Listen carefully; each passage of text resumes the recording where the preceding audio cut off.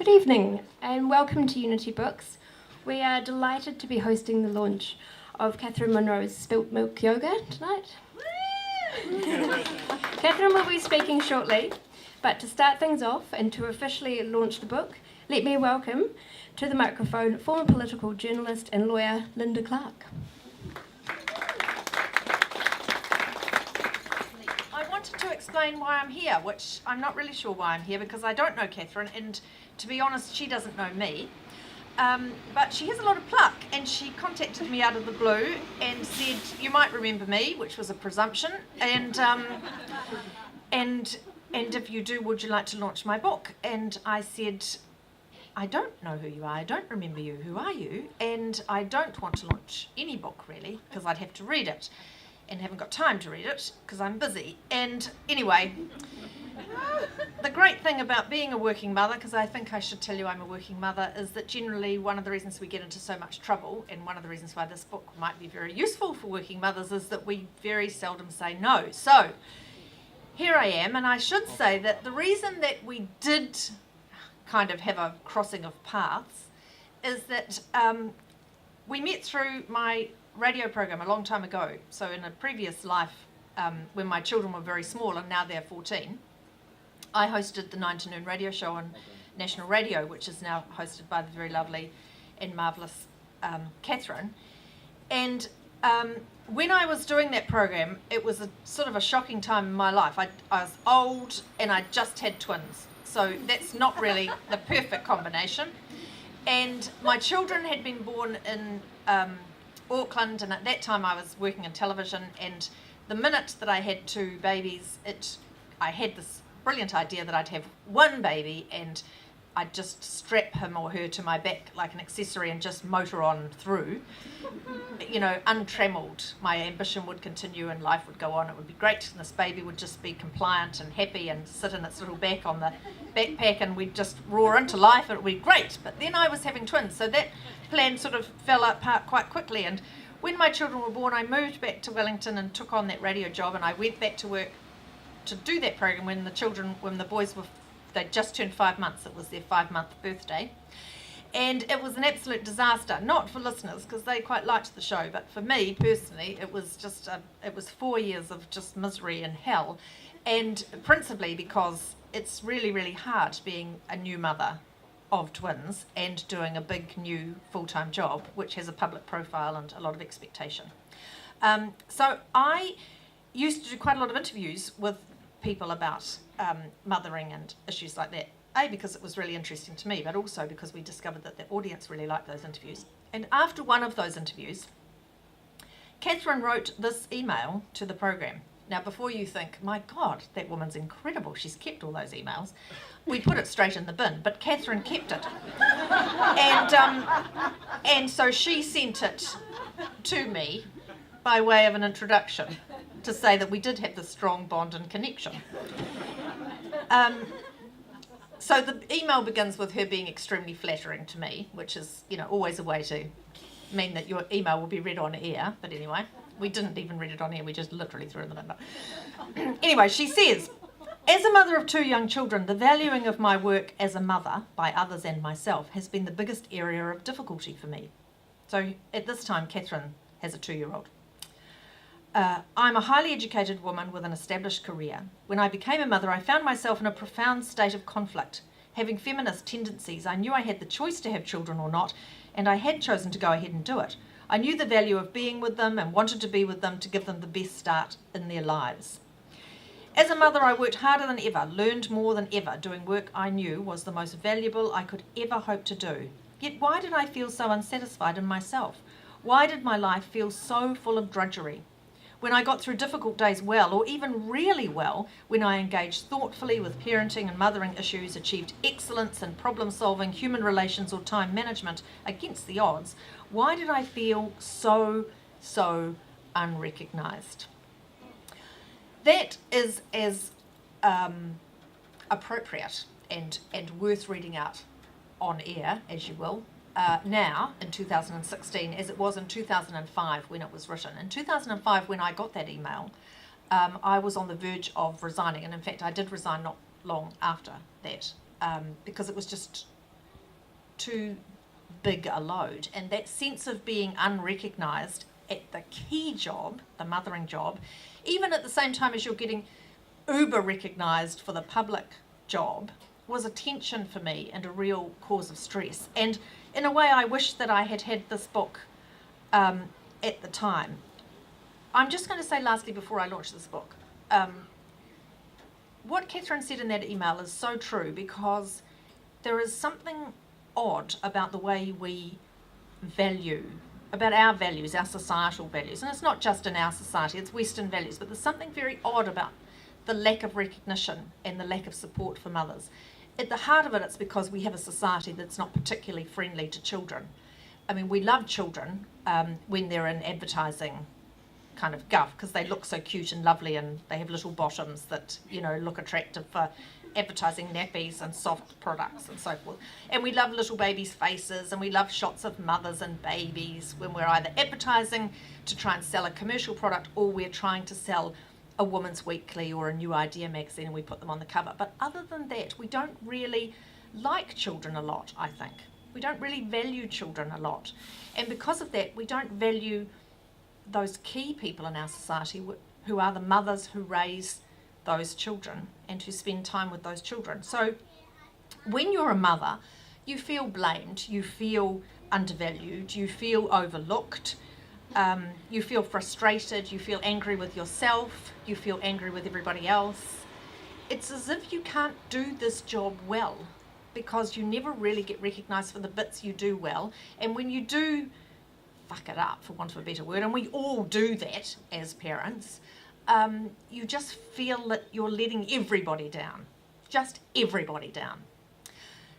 This book is for those moments. It's for other moments as well, but the bits in this book that resonated with me were the bits where it allows you to be a little bit kind on yourself and to give yourself the recognition that often in society you will not get. So, on that note, I'm going to invite Catherine to come and talk to us, but I want you to look at this book and wonder and be amazed, because it's incredible how anyone can write a book, let alone somebody who's actually doing all those other important things in her life as well.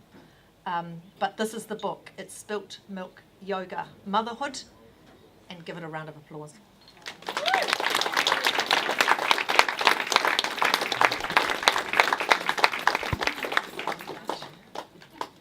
Hardly know her. But now you know who I am, Linda. Well, thank you, Linda. I just want to recognise my special guest here tonight. It's my mum. And I'll take a breath. Thanks for having me. Linda, when I wrote that email to you, I had a 5-year-old, I think, at school, or 6-year-old, and Huia, my youngest, was in her one morning of care in the week, and I thought, this is my opportunity. This one morning while she's at play centre is the morning I'm going to get everything done. I'm going to do some real work. And I sat down and I heard an interview that you were doing, I think, with somebody who was speaking about paid motherhood. So I felt very stirred up by that interview and blasted that email. And actually, you didn't throw it straight in the bin, because I got a reply almost immediately that afternoon. I got a reply from Linda's program saying, we're really interested in what you have to say. And we want you on the program tomorrow morning. Would you be happy to come on? Of course, I was thrilled and a little overwhelmed, but also really amazed at the immediacy of the response. And that what I had kind of blurted out, groping in the dark to find the words, had resonated with somebody so much that they wanted to air that conversation. So actually overnight something happened, like a volcano exploded and planes couldn't fly. So motherhood went on the back burner while that took the main seat in the news. And but motherhood rolls on as it does. And 7 years later, when I decided to start writing the book that I wish I had had when I became a mother, I dug that email out of my inbox, and this was part of what you wrote here. So you've stolen the chapter I was going to read tonight, which is great. Linda's already read it for me, pretty much. It found its way into the book, and I'll read you just a little more. So this is part of that spilt milk that I experienced. And the full title of the book, really long subtitle, Spilt Milk Yoga, a guided self-inquiry to finding your own wisdom, joy and purpose through motherhood. So we'll get back to the self-inquiry bit because that's important. So this is the spilt milk part. So I'm talking about, I am working really hard here as a mother and feeling undervalued. All I feel at the end of the day is sleep deprived, tired of looking after others and conscious of how little I've achieved. I live in an achievement culture. In other circumstances, work of this quality would gain me a raise or a promotion. At the very least, I'd be paid. But what value does 5 years of full-time mothering add to my CV? Mothering is untrained, invisible, crucial, ignored, disruptive. It is at once so important and so nebulous. I am caught in a social conflict. Is mothering the most important social investment I could ever make, or the least productive of occupations? It's hard to feel the value of my efforts and time. So that's the spilt milk part. And then what I've worked with in the book is providing some kind of practice, which is the yoga that fits alongside that for mothers grappling with these questions. And here's a little bit on that: value your choice. All mothers are working, let's get that clear for a start. Whether you choose to work at home full-time with the important task of raising your children or work elsewhere, you are working. There is no right way to reconcile career, home and motherhood. There is only what is right for you. How you think and feel about your circumstances and choices will make a difference to how you think and feel about yourself as a mother. Reflecting on the heart of your choices will help you toward finding your balance. The practice here is valuing your choice.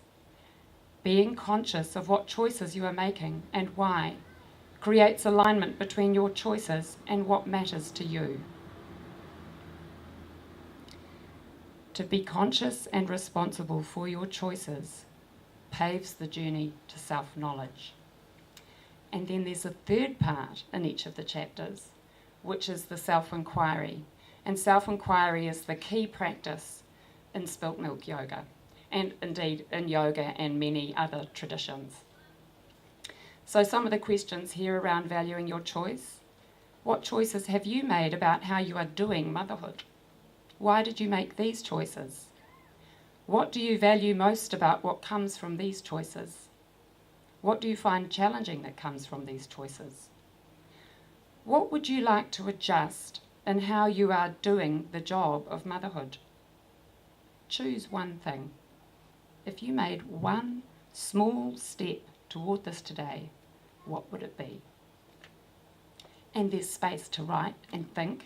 And actually Christian was chuckling, my husband was chuckling before, and he said, I'm just replacing the word mother with the word CEO.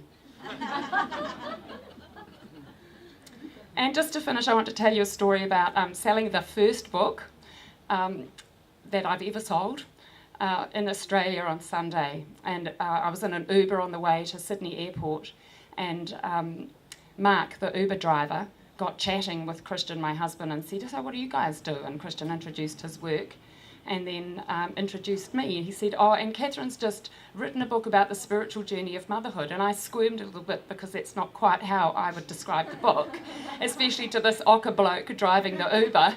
But he was instantly curious, and he said, oh, so tell me more about that. So I told him more, and then he said, that sounds like that'd be the perfect gift for my wife. Where can I get a copy? And I said, actually, I've got one in my handbag. They're not actually kind of officially on sale until tomorrow, but you could buy this one if you want. And he immediately detoured the Uber to the nearest ATM, drew out cash, and while I signed it for his wife, the transaction was made. And thank you. But the really great bit is the next morning, I got this message. Thank you, Catherine. My hubby, Mark, Mr. Uber, just presented me with your book. You have totally nailed it. I have been a mum since I was 21, 3 teenagers later, and I've never read anything that connected the busy and the beautiful struggle of motherhood, feeling like you have lost your way on the journey, and yet continually evolving to cope with the ever-changing situation. crying over the spilt expressed milk brought back so many memories, all the spilt milk over all the years. I look forward to using my book to give me light. Many blessings, Renata. Isn't that great? Yeah. So I thought this is just what I wish for Spilt Milk Yoga, and it was my intention in writing this book to connect mothers to self and others in valuing their own process and journey through motherhood. Many mothers want to have this conversation, but revealing ourselves and our vulnerability in such an area of judgment and conflict is hard. So I want to thank Christian and Mr. Uber Mark for joining the dots, for joining me and Renata in our conversation. And it's a reminder to me that I need to keep being brave and reaching out to have this conversation.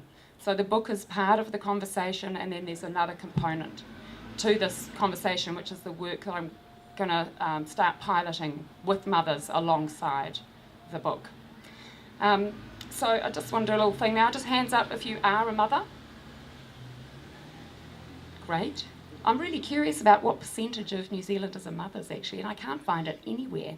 Hands up if you are close to somebody who's a mother. Good. Now, hands up if you have or have ever had a mother. So that's everybody. Great. Well, I'd like to invite you to help join the dots, to foreground conversation about the challenges and the value of contemporary motherhood. So while we're grappling with ourselves, with our judgment, isolation and career death, we are supported by others as CEOs of human worth, value, purpose and connection. I believe motherhood is at the heart of our social health. So talk to mothers, with mothers, about the value of their work, and acknowledge the challenges and the potent politics of self inherent in the motherhood journey. Thank you for coming.